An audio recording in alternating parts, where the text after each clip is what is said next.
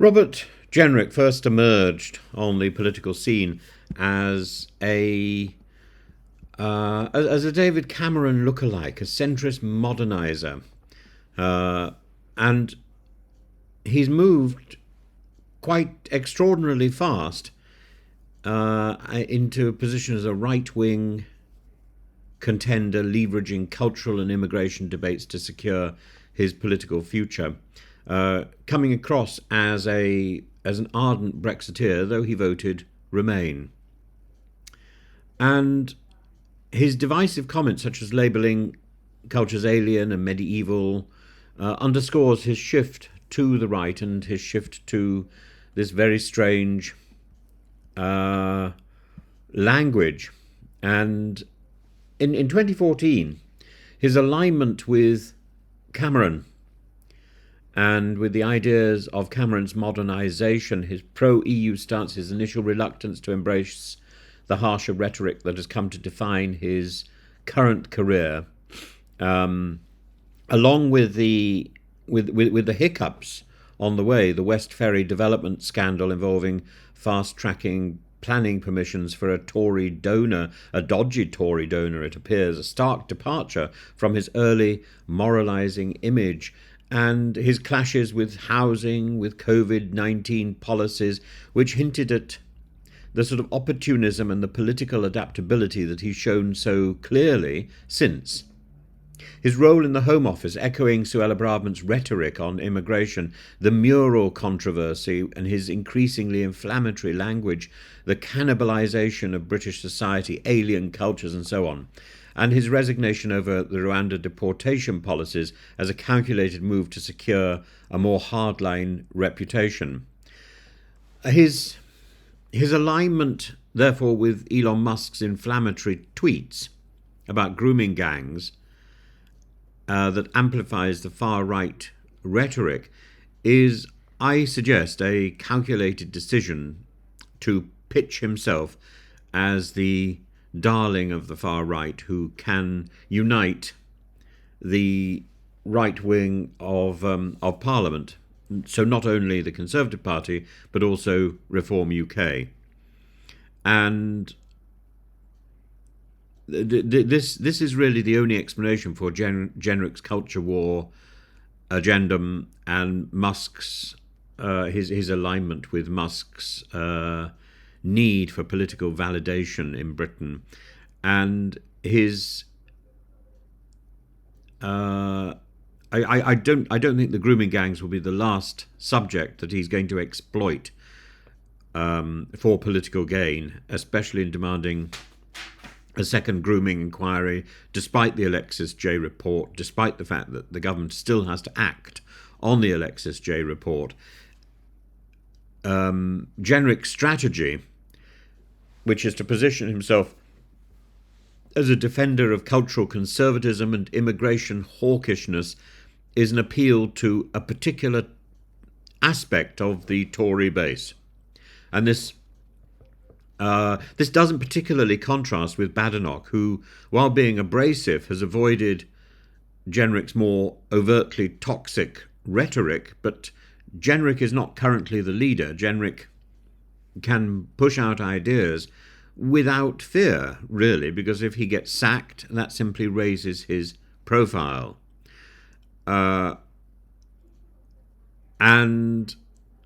I think the much more likely thing is that we're going to hear far more from Jenrick in the next few months as he positions himself for top billing in any future leadership race, because the leadership race will come, because Kemi Badenoch is exposed as a limp rag of a leader. There will be internal party criticism. There will be a backlash from Conservative colleagues and accusations of stoking division for personal ambition, and voices like Nazir Afzal and Samuel Kasumu will continue to be raised about the risks of Jenrick's rhetoric, but it's not going to stop him, because he's not interested in the grooming issue. He's not interested in Rwanda or immigration. He's interested in his leadership bid, which may not have been announced, but it's absolutely on the table.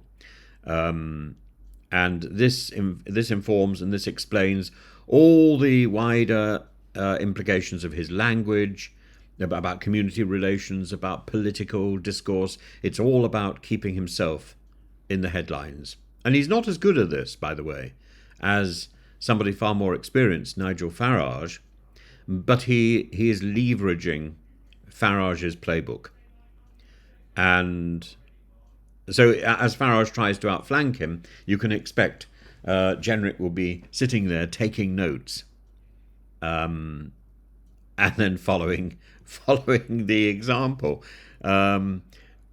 Jenrick's appeal to the grassroots base as a polished version of far-right populism is calculated, and it's efficient, and he's extremely good at presentation. He is one of the few politicians in Parliament who can stand up in the chamber and deliver a speech for 10-15 minutes without notes. And his polarizing rhetoric isn't about the subject. It isn't about the I don't think he has really very much interest in any of the subjects he talks about. It's about exhibiting his skill. And his skill is that this insignificant individual who you could easily pass without thinking about on the street is pitching himself as the next Tory leader. And this is about political expediency rather than principled leadership.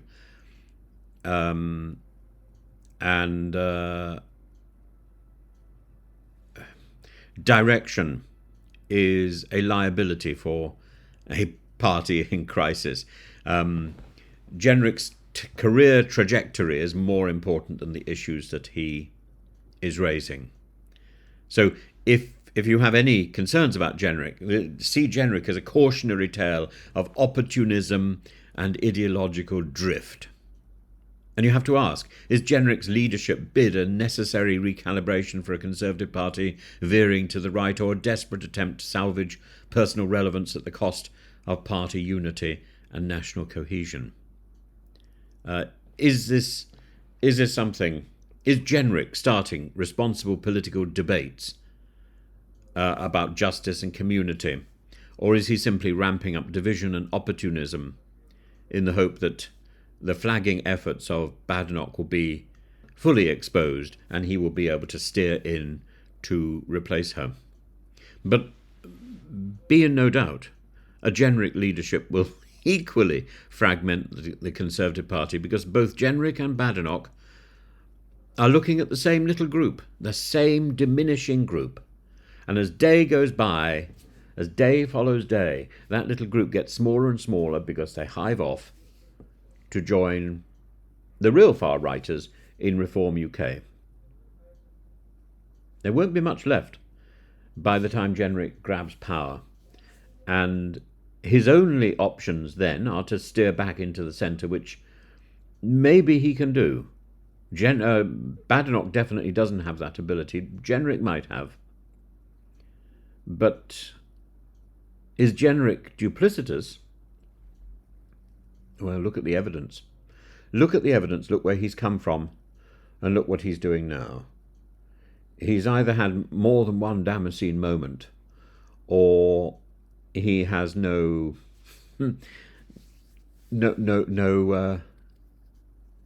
political base, no political creed, except for his own advancement. And he wouldn't be the first politician to be in that position, would he?